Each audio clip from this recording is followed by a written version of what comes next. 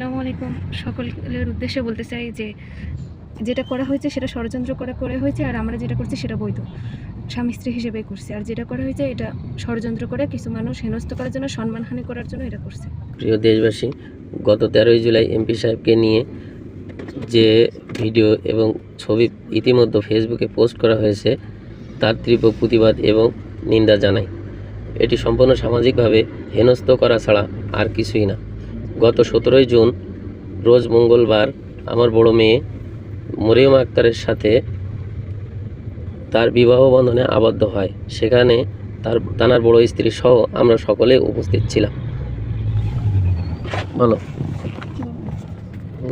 বলো, দুই কথা বলো, ব্যস্ত বলো। হ্যালো, আসসালামু আলাইকুম। সকলের উদ্দেশ্যে বলতে চাই যে যেটা করা হয়েছে সেটা ষড়যন্ত্র করা হয়েছে, আর আমরা যেটা করছি সেটা বৈধ। স্বামী স্ত্রী হিসেবেই করছি। আর যেটা করা হয়েছে এটা ষড়যন্ত্র করে কিছু মানুষ হেনস্থ করার জন্য, সম্মানহানি করার জন্য এটা করছে।